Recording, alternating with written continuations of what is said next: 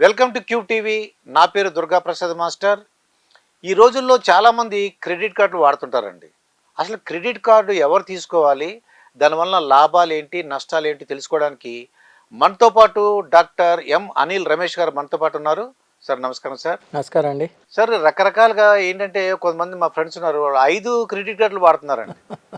నాకు అసలు అంటే అందరూ తెలుసుకోవాలి ఉంది, అసలు క్రెడిట్ కార్డు వల్ల లాభాలు ఏంటి, ఎవరు తీసుకోవాలి, అసలు ఫైనాన్షియల్ మేనేజ్మెంట్ ఎలాగా, ఇది తెలుసుకోవాలి ఉంది సార్. అంటే ముందు మీ ఫాదర్ మా ఫాదర్ టైంలో ఏంటంటే ఎవ్రీబడి అంటే కుటుంబాలు వాళ్ళు అంటే విత్ ఇన్ దెమ్సెల్స్ ఉండేవాళ్ళు. అంటే మమ్మీకి డాడీకి ఒక ఫినాన్షియల్ బడ్జెట్ ఉండేదన్నమాట. 2000 శాలరీ వస్తే స్కూల్ పిల్లల ఫీజులు ఎంత, లివింగ్ ఎక్స్పెన్స్ ఎంత, మెడికల్కి ఎంత పెట్టుకోవాలి, హౌస్ రెంట్ ఎంత అని చాలా పొందిగ్గా తమలో తాము బతికిన జనరేషన్. అంటే పకడ్బందీగా. ఇప్పుడు జనరేషన్ ఏంటంటే వాళ్ళ అవసరాలు, వాళ్ళకి జీతాలకి మించిన అవసరాలు అనమాట. అంటే ప్రతి వాడికి పెద్ద టీవీ కావాలి, ప్రతి వాడికి పెద్ద ఇల్లు కావాలి. ఇప్పుడు మా ఫాదర్ రిటైర్మెంట్ వరకు ఆయనకి ఇల్లు లేదు. రిటైర్మెంట్ డబ్బులతో 2 బెడ్రూమ్ ఫ్లాట్ కొన్నారు.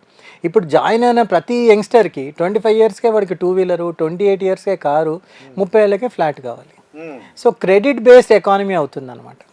And lot of governments also want to encourage spending చేస్తే ట్యాక్స్ చేస్తే ఎకానమీలో మనీ ఎంత ఫ్లో అయితే అంత బెటర్ అనమాట. So all governments throughout the world want to move in to spending economies అనమాట. అంటే మనకి లేని డబ్బుని స్పెండ్ చేయడం అనమాట. డెబిట్ కార్డ్కి క్రెడిట్ కార్డ్కి అదే డిఫరెన్స్ అండి. క్రెడిట్ కార్డ్ అయితే మన అమౌంట్ దాంట్లో ఉంటుంది, అంటే మీకు ఎంత ఉంటే అంతే ఖర్చు పెట్టుకోగలరు. అంటే 20,000 అయిన తర్వాత నోరు మూసుకొని ఇంటికి వెళ్ళిపోవాలి. క్రెడిట్ కార్డ్ అది కాదనమాట. అంటే ఫ్యూచర్ మనీని ఈరోజు స్పెండ్ చేస్తున్నాం. అంటే ఒక క్రెడిట్ కార్డు 50,000 ఉండొచ్చు, కొన్ని క్రెడిట్ కార్డ్స్ ₹1,00,000 ఉండొచ్చు, 5 లక్షలు ఉండొచ్చు, 10 లక్షలు ఉండొచ్చు. నేను క్రెడిట్ కార్డ్స్ టోటలీ తప్పు అని అన్నానండి. అది ఎలా వాడాలో నేర్చుకోండి అంటున్నాను. ఒక క్రెడిట్ కార్డ్ అయితే పెట్టుకోవడం బెటర్. ఎందుకంటే మెడికల్ ఎమర్జెన్సీస్ రావచ్చు, హాస్పిటల్కి జాయిన్ అవుతాం, అప్పుడు మీరు క్రెడిట్ కార్డ్ ద్వారా పే చేయండి, తప్పే ఉంది. అప్పుడు ఏంటంటే every credit card company 40 days to 50 days limit ఇస్తుంది. ఆ టైంలో కనుక మీరు పే చేస్తే ఎటువంటి ఛార్జ్ ఉండదు అనమాట. But let me also tell you sir, credit card companies love people who don't pay, not people who pay. People like you and me who are in teaching profession, they are not very much respected by credit card company. మనకి financial discipline ఉంటుంది. అంటే 45th డేనో 46th day పైన pay చేసి హ్యాపీగా ఊపిరి పీల్చుకుంటారు. ఎవరైతే pay చేయలేకపోయారో వాళ్ళకి చాలా ఇష్టపడతారు. ఎంత హై రేట్స్ ఆఫ్ ఇంట్రెస్ట్ అంటే క్రెడిట్ కార్డ్ కంపెనీస్ వాళ్ళ ఇంట్రెస్ట్ రేట్స్ పర్ మంత్ చెప్తాయన్నమాట. అంటే 4.5 to 5%, అంటే మినిమం 4% వేసుకోండి, అంటే 48% ఇన్ ఇయర్. అంటే మీరు ఒక ₹1,00,000 తీసుకుంటే ఏడాది తిరిగేటప్పుడు దాని మీద ఇంట్రెస్ట్ 50,000 కూర్చుంటుంది. అప్పుడు వాడు ఏమంటాడంటే మినిమం మీరు కట్టుకోండి, మినిమం 2,000 కట్టుకోండి, 3,000 కట్టుకోండి అనడం వల్ల అది మిత్తి పెరిగి పెరిగి పెరిగి పెరిగి చాలా ఎక్కువైపోతుంది అనమాట. సో ఫినాన్షియల్ డిసిప్లిన్ ఉండడం చాలా చాలా నెససరీ. దీనివల్ల మరి నష్టాలు ఏమైనా ఉన్నాయండి? ఎటువంటి నష్టాలు ఉన్నాయి? తప్పకుండా నష్టాలు ఉంటాయండి. ఏమవుతుందంటే సపోజ్ నేను మా మిస్సెస్ వెళ్తాం, మన దగ్గర ఓన్లీ డెబిట్ కార్డు ఉందనుకోండి, డెబిట్ కార్డు వరకు వాడతాం, లేకపోతే వెళ్ళి ఈఎంఐ ఏదో అడుగుతాం. ఇక్కడ ఏంటంటే కొన్ని కంపెనీస్ 5 లక్షలు 10 లక్షలు ఇచ్చేస్తున్నారు.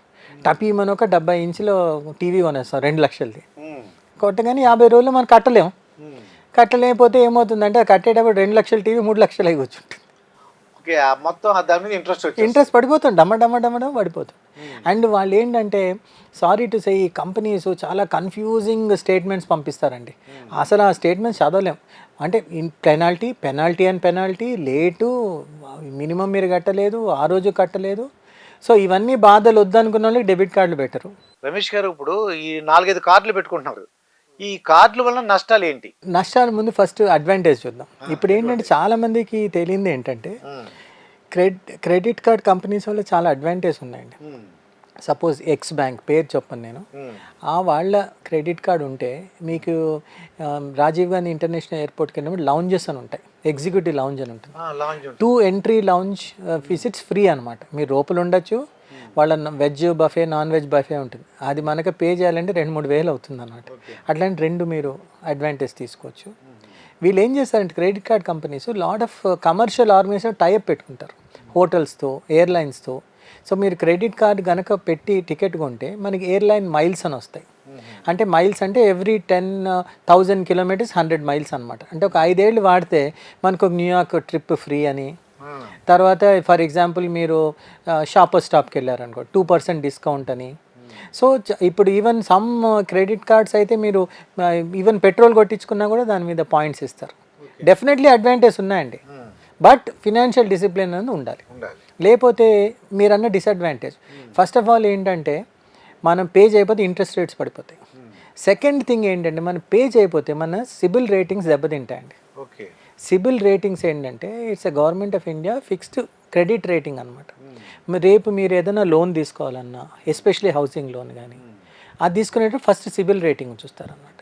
690 కన్నా టాప్ సిబిల్ రేటింగ్స్ ఉండాలన్నమాట. 690, 700, 710, 720.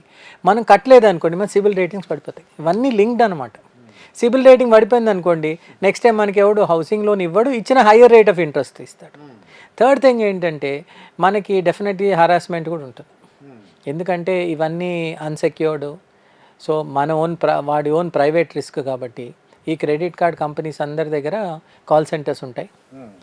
సో కాల్ సెంటర్స్ రిపీటెడ్గా కాల్స్ చేస్తుంటారు, థ్రెటనింగ్ కాల్స్ వస్తాయి, ఇళ్ళకు కూడా వస్తారు. సో ఇవన్నీ అన్ప్లెజెంట్నెస్ అనమాట. సో డెఫినెట్లీ అందుకనే మనకి ఫస్ట్ ఆఫ్ ఆల్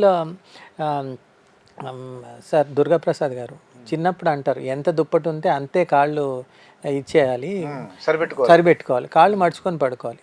నాకు వచ్చేది 30,000 జీతం ఉన్నప్పుడు నేను ₹1,00,000 క్రెడిట్లు ఉన్న కార్డు మీద అసలు నేను ఆశపడ్డం ఏంటండి? నేను నా లిమిట్లో నేను ఉండాలి. చిన్నది తీసుకో, ఒక 25,000 50,000 వాడెవడో ఇస్తున్నాడని తీసుకొని మనం ప్రాఫిట్లో పడ్డం ఎందుకు, మన ప్రాబ్లమ్స్లో పడ్డం ఎందుకు? So credit card concept by it self is not bad. The way it is promoted, the way it is being taken up by people. అప్పుడు చూసాం కదా ఫోన్లో ఇది డైలీ ఇది 5,000 అని 10,000 అని తీసేసుకొని పాపం జనాలు సూసైడ్ చేసుకున్న రోజులు కూడా ఉన్నాయి. సో కంపెనీస్ కూడా ఏంటంటే they find credit cards very profitable business. అన్నింటిలోకి లీస్ట్ ప్రాఫిటబుల్ ఏంటంటే స్టూడెంట్ లోన్స్ అండి, ఎందుకంటే యూజువలీ పే చేస్తారు. తర్వాత హౌసింగ్ లోన్స్, ఎందుకంటే మన హౌసింగ్ అనేది సెంటిమెంట్. సో మన ఇల్లు కనుక ఏదన్నా ఇది తీసుకుంటే లోన్స్ పే చేస్తారు. So in fact housing loans are the safest and the most unsafe are credit cards, but very highly they are remunerative అనమాట. చాలా హై రేట్స్ ఆఫ్ ఇంట్రెస్ట్ కాబట్టి అన్ని కంపెనీలు ఉరకలేస్తాయన్నమాట క్రెడిట్ కార్డ్స్ ఇవ్వడానికి. సో వాళ్ళకి ఏంటంటే 80% బాగా పే చేసినా వాడికి ఏం ప్రాబ్లం లేదు, కానీ ఎవరైతే 20% పే చేయరో వాడి నుంచి వాడికి చాలా ప్రాఫిట్ వస్తుంది. So that is how it is అనమాట. So credit card companies is a business strategy from the banks. So we should have financial discipline. ఒక లా ఉందండి, మా ఫినాన్స్ ప్రొఫెసర్ చెప్పారు బ్రజ్కిషోర్ గారు, మన total income should be not be considered gross income. అంటే suppose నా gross income 80,000 అనుకోండి, our total whatever we have to pay to banks, అంటే our total commitments in a month should not cross 30% అనేవాడు. అంటే 80,000 ఉంటే 24,000 దాటకూడదు. మిగతా అన్నీ మన డైలీ ఖర్చులు అనమాట. ఇల్లు రెంట్ అంటారా, ట్రాన్స్పోర్టేషన్ అంటారా, ఫుడ్ ఎక్స్పెన్స్ అంటారా, సడన్లీ ఎమర్జెన్సీ మెడికల్ కానీ, పిల్లల ఎడ్యుకేషన్ కానీ. సో 30-35% మీ total outlay for loans or for credit cards, లేకపోతే హ్యాపీగా ఉంటాం. అండ్ ఇట్ ఆల్సో ప్రూవ్డ్ కదండి, సడన్గా మనకి కరోనా వచ్చింది. కరోనా రాగానే మీకు 2-3 లక్షలు బ్యాంక్ బ్యాలెన్స్ లేని వాళ్ళంతా రోడ్డు మీదకి వచ్చేసారు. సో మనకి ఆ ఫినాన్షియల్ డిసిప్లిన్ అన్నది ఉండాలన్నమాట. ఉంటే క్రెడిట్ కార్డ్స్ తీసుకోండి, ఎంజాయ్ చేయండి, డెఫినెట్లీ బెనిఫిట్స్ ఉన్నాయి. It's a market driven economy అండి. In market driven economy all the products and services have advantage and disadvantages. మనం ఎంతవరకు వెళ్ళాలన్నది మన నిర్ణయం అనమాట. ఇదండి అనిల్ రమేష్ గారు అనేది ఏంటంటే మన యొక్క ఫైనాన్షియల్ కెపాసిటీ ఎంత ఉంది, మనకి వచ్చే ఇన్కమ్ ఎంత ఉంది, దాన్ని బట్టి మీరు క్రెడిట్ కార్డు వాడు ఇచ్చేటప్పుడు తీసుకోవడం కాకుండా ఎంత లిమిట్ అయితే మనకు మంచిది చూసుకుని తీసుకోవడం మంచిది. తర్వాత ఏ ప్రాబ్లం ఉండదని చెప్తున్నారు. మరొక వీడియోతో మీ ముందుంటాను. మీ దుర్గాప్రసాద్ మాస్టర్.